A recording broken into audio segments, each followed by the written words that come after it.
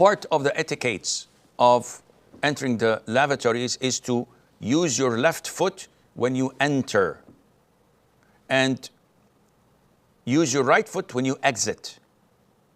And also part of the etiquettes in Sunnah, as mentioned earlier, that you only use your left hand when you hold your private part or you clean your private part, not your right hand, only your left hand.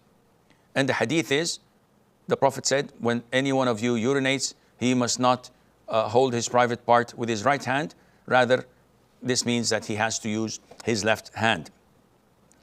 And some scholars say that part of the etiquettes of answering the call of nature when urinating specifically is that a person sits down or squats, because this is what was generally practiced by the Prophet ﷺ. It is safer for a person that he would not have any ricochet from his own urine coming back to his body and to his clothes. And it is more concealing of his awrah if he's in the open rather than when he's standing up. Nevertheless, it was proven in Sahih al-Bukhari that the Prophet ﷺ did urinate while standing up. So it is permissible totally to urinate while standing up. It is totally prohibited to answer the call of nature in places that would harm people. So in the places where they walk, in their ways, in their streets, in the places they seek shade under a tree, in reservoirs or places they may use to drink water, and you soil that and spoil it by urinating, all of this is totally prohibited and a cause and means of attaining Allah's curse upon the individual who does this.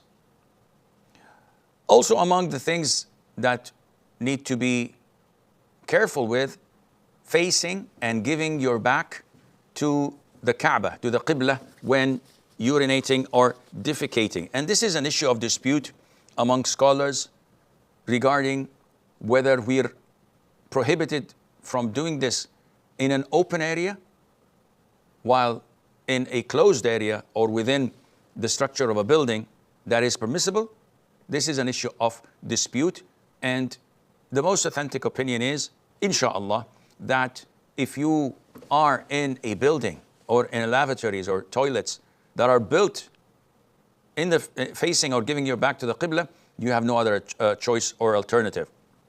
But when you're constructing your house, it's a must upon you to change the direction, and Allah Azza wa Jal knows best. What is not recommended? Yes, it is permissible, but it's not recommended to do when you're answering the call of nature. You should try to avoid answering the call of nature, and that is urinating, where there is wind that may bring back your urine back to your body. So don't urinate in the direction of the wind. Rather, let it be with the wind so it goes away from your body. And it is not at all recommended to speak. It's not part of the etiquette of Islam to speak or talk when answering the call of nature, unless there is a necessity. What people do in public lavatories, chit-chatting and talking, is indecent altogether. Also, it is not recommended to urinate in a hole in the ground for the fear that it might be inhabited by jinn or reptiles or snakes that may come back to you and harm you. And also, it is not recommended to enter lavatories while answering the call of nature with anything that may contain the name of Allah Azza wa Jal, such as notes with the name of Allah or the Quran, etc., unless you are afraid that it may be stolen. Some banknotes have the name of Allah on them. If you keep your wallet outside, you'll come back most likely not to find it. Likewise, if you put your Quran and you fear that people would snatch it and run away with it, then this is a necessity that you have to accompany it with you if there's no one else to save it for you. Okay, then what about mobile phones? I have my Quran app on it and some books. There's no problem, because when you have a CD or your app in a mobile phone, it's not the actual Quran. You cannot see it, you cannot touch it. It's data stored on it, and as long as it's not open and it's not displayed in the lavatories or in the toilets, there's no problem with that, and Allah Azza wa Jal knows best.